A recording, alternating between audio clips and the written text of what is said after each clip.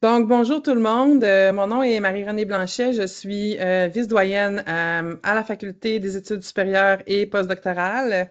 Je prends le temps aujourd'hui de vous remercier de votre présence, puis remercier aussi toute l'équipe qui a organisé ce webinaire. Donc, je ne sais pas si vous êtes au courant, mais tout le dossier de la gestion des bourses d'excellence des organismes subventionnaires est fait en partenariat entre la FESP et le BBAF. Donc, aujourd'hui, le webinaire, entre autres, là, a été développé là, en collaboration, qui est une collaboration entre le Bureau des bourses et de l'aide financière et, bien entendu, la FESP. Donc, merci à tout le monde qui a participé au développement de ce contenu. On va vous présenter aujourd'hui certaines informations sur les concours de bourse, quelques conseils aussi un témoignage. L'objectif, c'est vraiment de vous aider dans la présentation de votre demande, mais gardez en tête là, que notre équipe est toujours disponible pour intervenir si vous avez des questions en cours de route lors de votre rédaction. Donc, sans plus tarder, je ne prendrai pas plus de votre temps. Je vais prendre le temps de présenter les gens qui vont animer la présentation aujourd'hui. Et puis, je vais les laisser là, passer au travers du contenu qu'on a planifié pour vous aujourd'hui. Donc, on a Mme Pascale Desrochers, qui est conseillère en ressources socio-économiques, qui est présente avec nous. On a aussi Mme France Gratton, pardon, qui est conseillère en bourse du BBAF, qui est présente avec nous. Et M. Thierry Belliguic, qui est professeur titulaire et qui est aussi membre des comités de sélection et qui va pouvoir nous parler de son témoignage en tant que membre là, pour essayer de vous aiguiller, vous outiller dans la rédaction de votre demande de subvention. Donc, sans plus tarder, je laisserai la parole à nos présentateurs. Je vous remercie. Merci beaucoup à tout le monde de l'organisation. Merci d'être là. Puis, n'hésitez pas à communiquer avec nous si vous avez des questions en lien avec les bourses des organismes subventionnaires. Donc, je céderai la parole à ce moment-ci et puis je vous souhaite bonne présentation.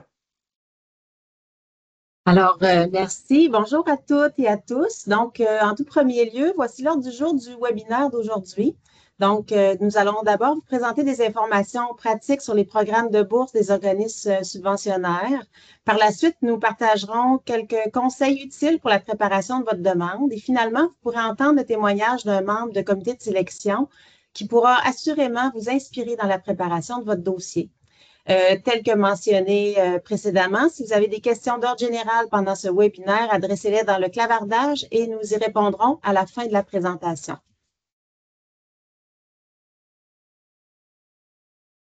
Donc, pour la prochaine diapositive, nous allons vous présenter les 3 organismes subventionnaires fédéraux qui appuient et encouragent les travaux de recherche de haute qualité. Donc, chaque organisme subventionnaire possède son propre mandat qui détermine les domaines de recherche qu'il choisira de financer.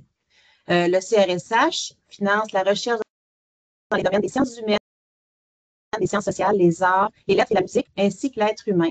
Au provincial, l'organisme comparable au CRSH est le FRQ, secteur société et culture.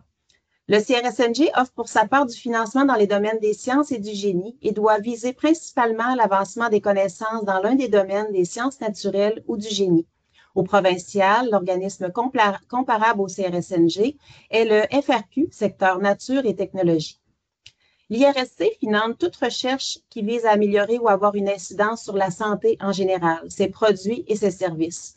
Au provincial, c'est le FRQ, secteur santé, qui s'occupe de ce mandat.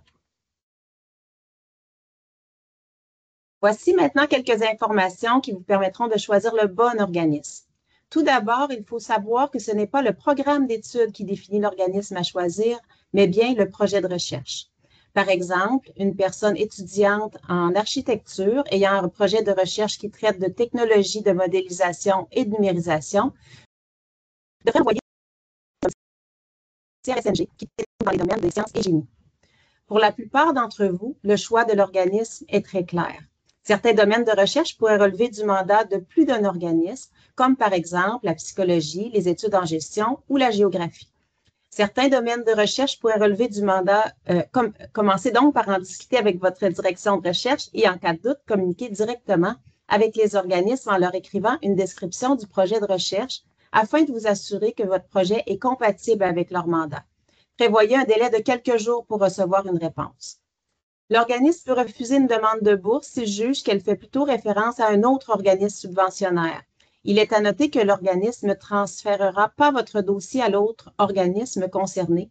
Il est donc de votre responsabilité de faire le ou les bons choix.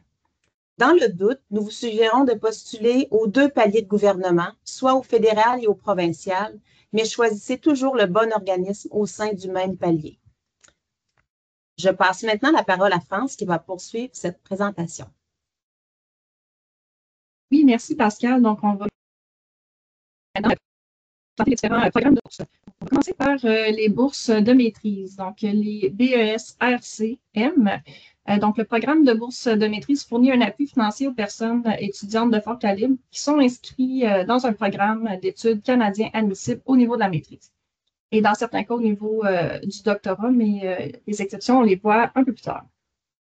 Donc, chaque année, au niveau de la maîtrise, les organismes appuient jusqu'à, en fait, 3000 personnes étudiantes de toutes les disciplines.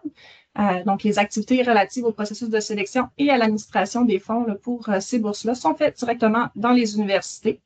Vous pouvez présenter aussi, c'est un point super important, donc vous pouvez présenter votre demande dans 3 établissements, donc dans 3 universités admissibles. Donc, il faut simplement avoir l'intention de vous y inscrire si jamais vous êtes boursier. Pour les bourses de maîtrise, donc pour les 3 organismes fédéraux, sont uniformisés, donc c'est les mêmes critères pour les 3 organismes. Les bourses sont de 27 000 $ par année, donc pour une année et ne sont pas renouvelables. Pour être admissible à ces bourses-là, donc vous devez avoir la citoyenneté canadienne ou être un résident permanent ou encore une personne protégée en vertu des lois sur l'immigration. Autre point super important, donc vous devez avoir une moyenne minimale de 3,67 sur 4,33 pour chacune des 2 dernières années d'études et non pas les 2 années combinées. Donc, c'est vraiment chaque année qu'on regarde individuellement. Vous devez aussi avoir terminé au maximum au 31 décembre de l'année, donc au 31 décembre 2025, 12 mois d'études à temps plein dans votre programme d'études. Il y a quelques autres critères d'admissibilité, donc on va vous mettre le lien dans le clavardage là, pour la description complète du programme. La date limite, donc c'est le 1er décembre à 20 h. Donc, c'est pour toutes les universités au Canada. C'est la même date limite pour tous. Ensuite, le portail ferme. Donc, il n'y a pas possibilité là, de soumettre après cette date-là votre candidature. Donc, un peu comme je mentionnais, les personnes qui veulent présenter une demande de bourse de maîtrise peuvent le faire dans 3 universités différentes, directement dans le portail des 3 conseils, donc le portail de recherche des conseils. Qu'on va mettre éventuellement le lien dans le clavardage. Ensuite, au niveau des relevés de notes, donc, autre point super important, il faut absolument qu'il soit émis à l'automne 2025. Donc, il doit inclure votre session d'automne. Nous, on l'utilise pour c'est important qu'il soit à jour et daté là, de l'automne 2025. On vous encourage aussi à faire les démarches quand même assez tôt là, au niveau de vos relevés de notes, le temps que le registraire puisse répondre à votre demande. Donc, attendez pas là, à la dernière minute pour le demander. Le 1er avril, c'est en fait la journée où on annonce les résultats. Donc, toutes les universités annoncent les résultats à la même date. Et ensuite, vous avez jusqu'à 3 semaines pour répondre à l'offre de bourse. Une fois que vous avez accepté une offre, donc si vous avez déposé votre candidature dans 3 universités et que vous recevez des offres dans 2 universités, dès que vous en acceptez une, automatiquement, toutes les autres là, vont être refusées dans le portail. Donc, c'est important là, de bien regarder ça et de bien y penser là, avant d'en accepter une dans le portail. Quelques statistiques. Donc, au niveau de la maîtrise, l'an passé, on avait reçu 132 demandes admissibles. On avait un quota de 49, donc il y a quand même 37 % des gens qui ont déposé une demande qui ont reçu une offre de bourse. Au niveau du CRSNG, 114 demandes admissibles pour un 34 bourses possibles. Et on a eu un taux de succès d'environ 30 % là, pour les étudiants qui ont déposé une demande. Les IRSC, on avait reçu 59 demandes avec un quota de 31, donc 53 %.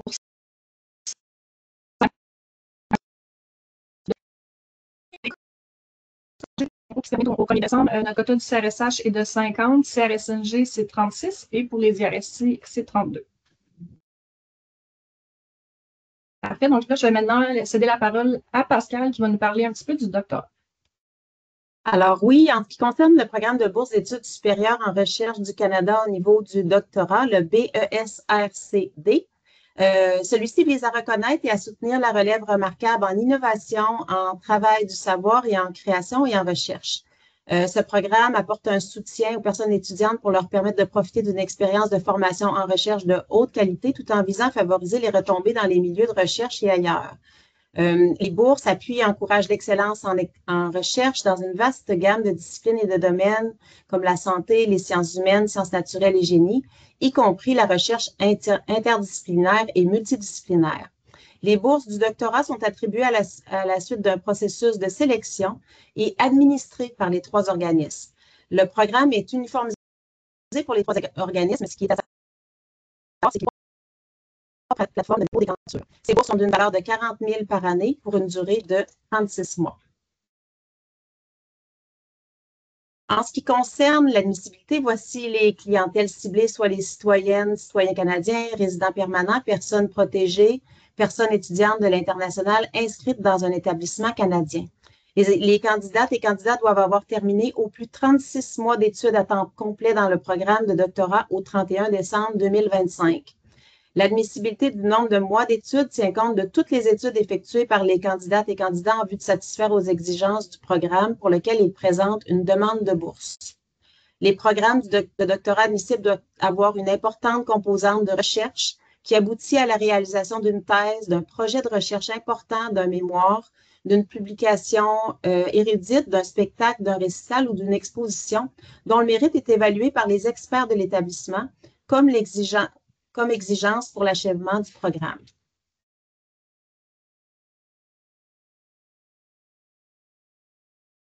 En ce qui concerne les bourses de doctorat, une sélection se fait à l'Université Laval et nous devons respecter un quota de dossiers à recommander au concours national. Prenez-vous assez tôt pour commander vos relevés de notes, France le nommait tantôt, afin que ceux-ci incluent la session d'automne, car vous devez respecter les dates limites internes pour le CRSH le 22 septembre à 16 h et le CRSNG et les IRSC le 16 septembre à 16 h. De plus, assurez-vous de respecter toutes les normes de présentation lors du dépôt de votre candidature, car des dossiers incomplets ou qui ne respecteront pas les normes seront rendus non admissibles. À faire attention, vous allez peut-être voir la date du 17 octobre dans certains documents. C'est une date limite que doivent respecter uniquement les étudiants qui n'ont pas été inscrits dans une université avec quota dans la dernière année. Les systèmes du CRSH et du CRSNG ne fermeront donc pas à la date limite interne que nous vous avons donnée, mais toute demande ne respectant pas la date sera alors rejetée. Voici quelques statistiques de l'an passé pour les étudiants boursiers là, au niveau du doctorat. Donc, pour 129 demandes admissibles, cette bourse a été attribuée, donc un taux de succès de 65 %.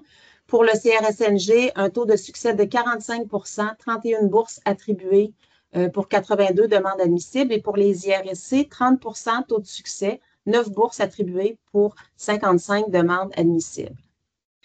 Pour la prochaine année, les quotas ont augmenté un peu au niveau du CRSH, donc un quota de 59. CRSNG, on est toujours à 69. Et pour les IRSC, on aura un quota de 31 bourses. Je passe maintenant la parole à France. Merci. Donc, on va maintenant parler du Fonds de recherche du Québec, donc communément le FAQ. Pour les trois concours du Fonds de recherche du Québec, les mêmes règles ou presque s'appliquent pour les trois secteurs. Il y a quelques petites variations là, que je vais vous nommer dans les prochaines diapos. Pour ces bourses-là, donc il n'y a aucune présélection ou sélection faite à l'Université Laval, donc tout est fait directement là, au FAQ. Au niveau de leur objectif, donc eux, c'est de soutenir et promouvoir l'excellence en recherche et la formation de la relève en recherche dans les secteurs des sciences naturelles et du génie, des sciences de la santé, des sciences sociales et humaines, des arts et des lettres. Pour le concours de maîtrise, vous devez inscrire absolument dans un programme qui mène à la rédaction de mémoires de recherche. Donc, toutes les maîtrises de type professionnel ne sont pas admissibles à ces concours-là. Au niveau du doctorat, pour être considéré de type recherche, donc le programme de doctorat doit mener à la rédaction d'une thèse. Donc, ce n'est pas accepté les doctorats qui finissent par un essai, un rapport de recherche, une dissertation ou un article. Donc, tout ce qui est doctorat de type professionnel n'est pas admissible. Donc, pour le secteur société et culture, donc les petits éléments à garder en tête, c'est au niveau de la moyenne cumulative pour la maîtrise. Donc, c'est une moyenne minimale de A- qui est demandée, donc 3,67 sur 4,33 pour les études de premier cycle Donc, à l'Université Laval, c'est la moyenne qui est demandée. Il y a des petites variations pour les autres universités, donc je vous invite à consulter là, les différentes pages des concours là, pour vous assurer que c'est la bonne moyenne pour vous aussi. Au 1er mai 2026, donc il ne faut pas avoir complété plus de 3 sessions à temps complet ou l'équivalent. La date limite, en fait, c'est la même pour tous les 3 organismes pour les concours. Donc, c'est le 1er octobre 2025 à 16 h. Au niveau de la maîtrise, là, le montant est de 20 000 par année pour un maximum de 2 ans. Et au niveau du doctorat, c'est 25 000 par année pour un maximum de 12 sessions. Maintenant, on va parler du secteur nature et technologie. Donc, la seule chose qui change de ce côté-là, c'est au niveau de la moyenne cumulative de maîtrise. Donc, elle doit être égale ou supérieure à 3,55 sur 4,33 pour les études de premier cycle. Sinon, tous les autres critères là, restent les mêmes. Au niveau du secteur santé, donc secteur santé, ce qui change aussi, c'est la moyenne cumulative pour la maîtrise, donc au moins B+, donc c'est l'équivalent de 3,33 sur 4,33 pour l'Université Laval pour les études de premier cycle. Je vais maintenant laisser la parole à Pascal. Donc, nous allons poursuivre avec des conseils qui pourraient vous être utiles lors de la préparation de votre candidature.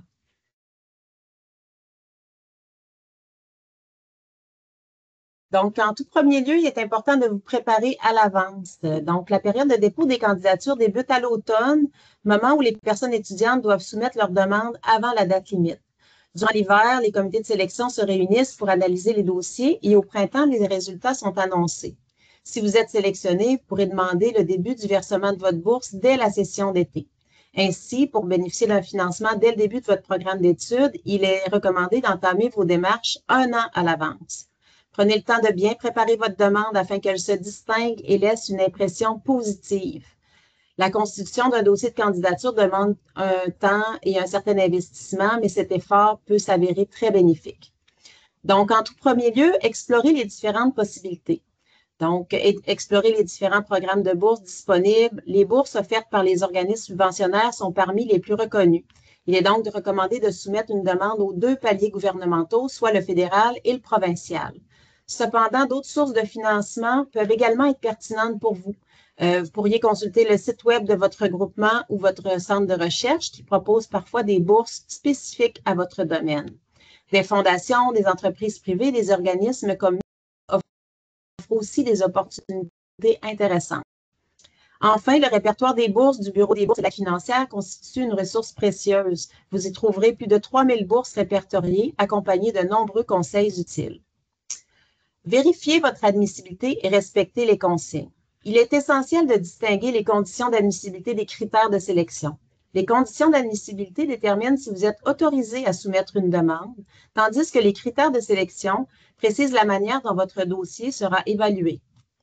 Concernant l'admissibilité, assurez-vous de lire attentivement la description de la bourse.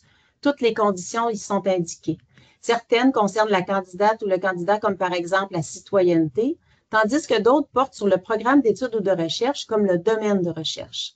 De plus, respectez rigoureusement les consignes de l'organisme pour compléter votre demande, la typographie, les marges, la pagination. Les demandes étant transmises électroniquement, il est essentiel de vérifier le format et la taille des fichiers joints, de soigner la rédaction de votre dossier et de vous assurer que votre demande a bien été envoyée et reçue. Comprenez le processus et les critères de sélection. Donc, lorsque c'est possible, informez-vous sur le processus de sélection. On vous en a déjà parlé un peu aujourd'hui. Y a-t-il une présélection au sein de l'établissement? Si oui, quel est le quota? Combien de candidatures se seront transmises? Ces informations vous aideront à mieux évaluer vos chances de succès. Comme mentionné précédemment pour les conditions d'admissibilité, il est essentiel de lire attentivement la description du programme. Vous y trouverez non seulement les critères de sélection, mais aussi la pondération accordée à chacun d'eux, ainsi que les indicateurs utilisés pour guider l'évaluation. Le comité de sélection fondera son analyse sur ces critères et leurs pondérations respectives. En ce qui concerne la rédaction du projet de recherche, une bonne proposition de recherche répond également généralement aux questions suivantes. Donc, le pourquoi, le quoi et le comment. Le pourquoi, donc, vous présentez le contexte, les enjeux actuels et la pertinence du projet. Le quoi permet de décrire le sujet ou le thème, la question de recherche et les objectifs. Le comment explique le cadre théorique, la méthodologie envisagée et l'échéancier. Les membres du comité de sélection, souvent des experts, sont chargés d'évaluer la qualité de votre proposition. Pour maximiser vos chances, voici quelques conseils.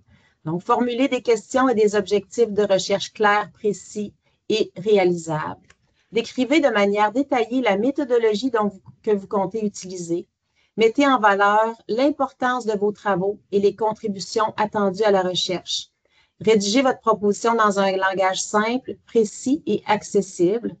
Même si les évaluateurs sont des chercheurs, ils ne sont pas nécessairement des spécialistes de votre domaine. Pour faciliter la lecture, structurez votre texte en sections avec des titres explicites et numérotez les pages des documents joints. Évitez le jargon, les acronymes qui pourraient rendre votre texte difficile à comprendre. Montrez que vous maîtrisez le vocabulaire de la recherche, les objectifs, les questions, la méthodologie et les concepts. Portez une attention particulière à la grammaire, à la syntaxe et aux fautes de frappe. Finalement, demandez conseil. N'hésitez pas à faire relire votre demande par une personne qui ne connaît pas nécessairement votre sujet d'étude, mais qui possède une bonne expérience en rédaction scientifique. Cette personne pourra vous offrir des conseils utiles sur la façon de présenter votre projet pour améliorer la clarté et l'impact de celui-ci. Peut-être judicieux de faire appel à ses pairs, à des professeurs ou à d'anciens boursiers afin de recueillir leurs commentaires et suggestions. En ce sens, nous offrons un programme de jumelage si vous souhaitez être accompagné par un ancien boursier dans la préparation de votre demande auprès des organismes subventionnaires. Donc, je passe la parole à France pour la suite de la présentation. Merci. Donc, maintenant, je vais parler des critères de sélection. Donc, il y en a trois principales qu'on retrouve au niveau des organismes subventionnaires dont je vais vous les présenter dans les prochaines minutes. Donc, c'est important aussi de garder en tête par rapport aux critères de sélection que les évaluateurs, quand ils vont regarder votre demande, ils vont prendre en considération où est-ce que vous êtes rendu dans votre parcours. Donc, ce que je veux dire par là, c'est que, par exemple, si vous déposez votre demande pour les bourses de maîtrise et que vous êtes en dernière année de bac, on ne s'attend pas à ce que vous ayez peut-être publié autant qu'un étudiant qui est en première année de maîtrise ou encore que votre projet soit aussi bien défini qu'un étudiant en première année de maîtrise.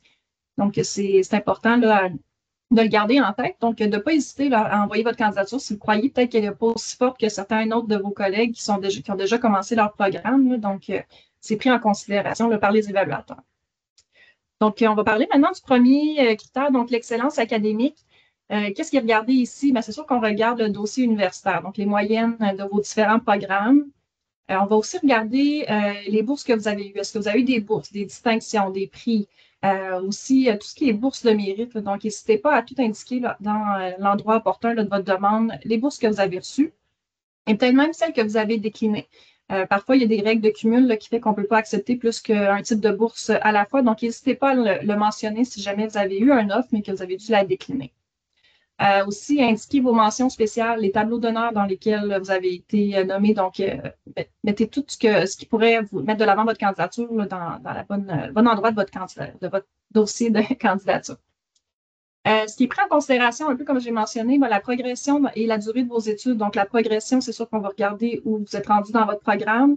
Au niveau de la durée, est-ce qu'il y a eu des interruptions? Si oui, ce serait important de le mentionner dans vos circonstances spéciales. Donc, est-ce que vous avez eu une interruption pour emploi pertinent, congé parental? Donc, c'est important de l'indiquer là, quand il y a des trous là, dans votre CV. Autre point, donc l'aptitude et le potentiel en recherche. Donc, les expériences vont être prises en considération ici. Donc, faites la preuve de vos réalisations comme chercheur. Listez vos différentes contributions, que ce soit des articles scientifiques, des communications orales, des affiches, des livres, des chapitres de livres, des comptes rendus. Ça peut aussi être des réalisations artistiques. Donc, aussi tout ce qui est vulgarisation scientifique, si vous en avez fait, n'hésitez pas à l'indiquer là, dans votre demande. On va aussi regarder la qualité du projet proposé. Donc, souvent, c'est à partir de la proposition de recherche qu'on va évaluer ce critère-là et votre potentiel, le potentiel du projet, finalement. Donc, c'est important là, de bien le monter, cette partie-là, puis de ne pas hésiter, un peu comme Pascal l'a mentionné, de faire lire votre proposition de recherche et surtout le résumer par d'autres collègues qui ne sont pas nécessairement des personnes qui connaissent bien votre projet. Donc, est-ce qu'ils sont capables de comprendre? Est-ce qu'il y a des acronymes qui ne savent pas c'est quoi? Donc, c'est sûr, ça peut vous donner un bon indicateur de si votre projet est bien monté. Et n'hésitez pas, un peu comme Pascal l'a mentionné, à nous écrire à l'adresse cycle supérieur si jamais ça vous intéresse d'être jumelé là, avec les anciens boursiers. Là, donc, le programme est en cours. Et c'est important là, de quand même nous écrire rapidement parce que vu vu que les dates limites sont très rapprochées là, pour pouvoir permettre là, à la personne avec qui vous allez être jumelé là, de bien répondre là, à vos questions et lui laisser le temps aussi. On est quand même tous en rentrée, donc tout le monde est très occupé. Donc, de lui laisser le temps là, de pouvoir vous aider. Ensuite, la qualité des contributions, autre point qui est regardé. Donc ici, ça va être super important d'indiquer en fait le statut de vos articles. Est-ce qu'ils sont soumis? Est-ce qu'ils sont acceptés? Est-ce qu'ils sont publiés? Donc, c'est des choses qui sont importantes d'écrire. Aussi, est-ce que c'est une publication avec ou sans comité de lecture? Donc, ça aussi, c'est important de l'indiquer. Pour les ouvrages qui sont collectifs, donc indiquez le nombre de personnes qui ont collaboré, aussi peut-être votre pourcentage de contribution, votre niveau de contribution pour ces différents ouvrages. Vous pouvez aussi indiquer là, pour les colloques et les conférences si vous aviez été invité. Donc, ça aussi, ça, vous pouvez l'indiquer. Le type et le nombre de contributions de réalisation en recherche varie beaucoup là, d'un domaine à l'autre. Donc, sous-estimez pas ce que vous avez fait. Donc, soumettez vos candidatures là, puis indiquez là, tout ce qui peut être pertinent là, selon votre domaine de recherche. Troisième critère qui revient souvent, donc c'est au niveau de l'expérience et réalisation pertinente au sein et à l'extérieur de l'université. Ici, on inclut tout ce qui est expérience professionnelle, les implications parascolaires, l'aptitude à la communication et à la gestion et au leadership. Donc ici, on peut voir de la gestion de projet, d'organisation de conférences ou de réunions, du bénévolat qui a été fait au sein d'une organisation, être membre d'une association étudiante, si vous avez fait du mentorat ou superviser du personnel. Donc, il y a vraiment plein de choses là, que vous pouvez mettre de l'avant là, pour montrer là, que vous avez que ce critère-là, vous le remplissez bien. Bref, toutes les activités qui sont pertinentes, n'hésitez pas à les écrire. Autre point que je voulais voir avec vous, donc les lettres de recommandation. C'est super important de choisir le bon répondant. Donc, parfois, il y a certains critères dans les bourses que ça doit absolument être votre directeur de recherche, par exemple, qui doit rédiger la lettre. Des fois, c'est pas le cas, mais c'est super important de prendre quelqu'un qui vous connaît, qui connaît aussi vos points forts là, à mettre de l'avant, mais vous pouvez aussi l'aider. Donc, vous pouvez communiquer avec lui un peu en avance et lui dire, ben, j'aimerais ça peut-être qu'on mette tel point de l'avant que j'ai peut-être moins mis ou qui était moins possible de mettre dans d'autres parties de la candidature. Donc, laissez-vous du temps et du temps aussi à la personne répondante là, pour justement bien mettre de l'avant vos points forts là, qui pourraient vous aider là, au niveau de la soumission de votre candidature. Super important aussi, là, comme j'ai mentionné, prenez-vous d'avance pour cette partie-là. Donc, vous pouvez, pour certains portails, mettre une date limite devancée là, pour la personne répondante. Donc, au moins, ça vous permet, si jamais, je dis une date comme ça, mais 2 jours avant la date limite, si vous avez mis ça comme date limite pour votre répondant, mais si jamais il n'a pas répondu, ça vous laisse quand même 2 jours pour réagir ou communiquer avec lui. Là. Donc, c'est important là, de vous prendre de l'avance là-dessus. Donc, je laisserai la parole à Dominique. Oui, donc merci beaucoup Pascal, merci France pour cette présentation des différents programmes de bourse et pour vos conseils judicieux. Je vous rappelle que Pascal Desrochers est conseillère en ressources socio-économiques et que France Gratton est conseillère en bourse au Bureau des bourses et de l'aide financière de l'Université Laval. On a maintenant la chance d'entendre le témoignage et les conseils du professeur Thierry Béléguic. Monsieur Béléguic est professeur titulaire au département de littérature, théâtre et cinéma de la Faculté des lettres et des sciences humaines. Il témoigne aujourd'hui de son expérience à titre de membre de comité de sélection des organismes subventionnaires. En effet, il a été juré à 2 reprises pour le concours de bourse doctorale du CRSH, ainsi que pour le prestigieux concours de bourse doctorale, Venting. Donc, la parole est à vous, Monsieur Béléguic. Oui, merci beaucoup. Bonjour à toutes et tous. Oui, une longue expérience en fait au cours des années, là, de mes plus de 25 années passées à l'Université Laval, tant en fait au niveau du FRQSC que du CRSH, bourse maîtrise, et plus récemment, comme vous le disiez, là, les 3 dernières années, PhD pour le CRSH et puis la bourse Benting. Alors, tout ce qui a été dit déjà est non seulement pertinent, mais couvre déjà l'essentiel de ce qu'il vous faut savoir. Donc, je vais faire chorus, insister de mon côté sur ces aspects-là, mais du point de vue de ceux qui ont à charge d'évaluer en fait vos dossiers. Euh, je, je distinguerai en fait 2 choses. La première chose, c'est ce qui dépend de vous. D'accord? Ce qui dépend de vous, qui est donc de votre responsabilité, c'est mettez à profit les ressources qui vous sont offertes. Et elles sont considérables, vous venez de le constater. Alors d'abord, les ressources offertes par votre institution, hein, vos professeurs, les directeurs de recherche, les directions de programme, les conseillers à la FESP. Il y a vraiment à l'université une communauté compétente et prête à vous aider. Il faut vous en prévaloir. Mais ça, c'est une condition nécessaire, mais pas suffisante. Il faut s'en prévaloir, mais il faut également bien écouter, il faut bien assimiler ce qui vous est dit et mettre en œuvre, en fait, les conseils qui vous sont prodigués. Donc ça, c'est bien sûr tout à fait essentiel et c'est de votre côté la tâche que vous avez à mener. Alors, les ressources donc institutionnelles, il y a les ressources que je qualifierais de plus personnelles, c'est vos pairs dans les groupes de recherche, dans les cours, les camarades de promotion. Moi, je crois, et je le dis depuis déjà plusieurs années, depuis très longtemps d'ailleurs, je crois en ce qu'on pourrait appeler une intelligence collective. Et préparer euh, collectivement euh, des demandes, ce n'est pas du tout amoindrir vos chances personnelles de réussir, mais maximiser les chances de tous de réussir dans un concours. Soyez aussi scrupuleusement, et je crois que les choses ont été dites clairement, je les répète, soyez scrupuleusement attentifs, attentives aux consignes. Parce que dans un contexte qui est très compétitif, une omission, une imprécision, une négligence, elle peut vous coûter une place et elle peut vous coûter une bourse. Alors, un point important également, euh, c'est ce que j'appelle, moi, respecter votre évaluateur, vos évaluateurs. Qu'est-ce que ça veut dire? Ça a déjà été dit, mais je le répète. Ne prenez pas pour acquis le fait que votre évaluateur sait de quoi vous parlez. Bien sûr, les comités sont des comités de spécialistes, mais pour autant, les membres des comités ne représentent pas nécessairement l'entièreté des disciplines et à l'intérieur des disciplines, des champs de spécialisation. Donc, je répète, ça vous a été dit, plus vous leur faciliterez le travail, ben plus vous allez les disposer favorablement à vous évaluer. Donc ça, c'est un point qui me semble absolument essentiel. Exposer, ça a été dit, en termes clairs et compréhensibles, l'objet de votre travail. Évitez un jargon pas nécessairement utile dans ce contexte. Explicitez le contexte général dans lequel votre travail s'inscrit. Rendez clairement compréhensible aussi la contribution attendue de votre travail à l'état des connaissances. Tout va dans le sens de plus vous facilitez le travail de l'évaluateur, plus il a réponse en fait aux champs, aux critères, plus l'évaluation va bien se faire et en général, plus elle sera bonne.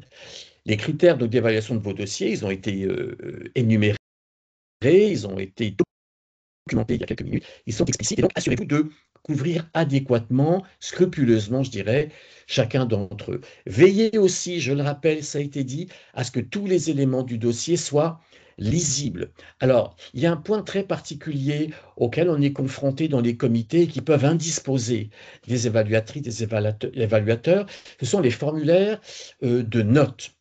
Alors, il faut s'y prendre à l'avance. S'il y a des éléments de notes qui participent d'institutions qui ne sont pas l'institution mère, veillez toujours, le cas échéant aussi, à rendre explicite les équivalences.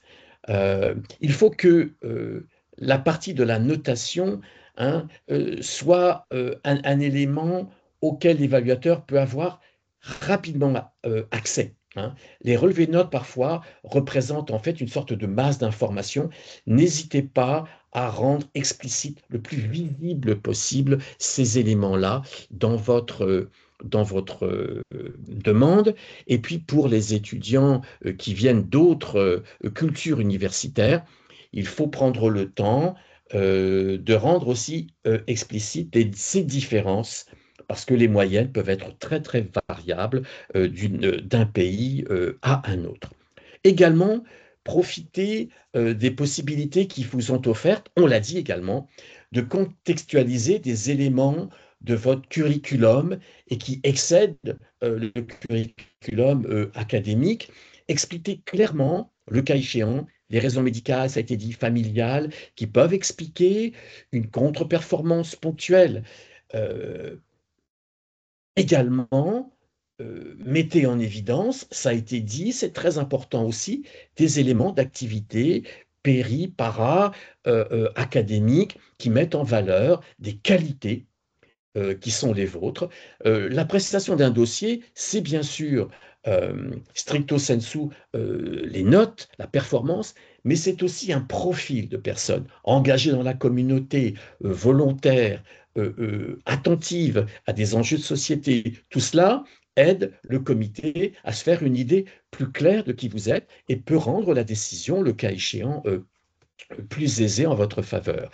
Dernier élément de ce point de vue, donc de ce qui dépend de vous, ça a été dit, je le répète, gérez bien votre temps, donnez aux personnes susceptibles de vous accompagner le temps nécessaire, un temps raisonnable.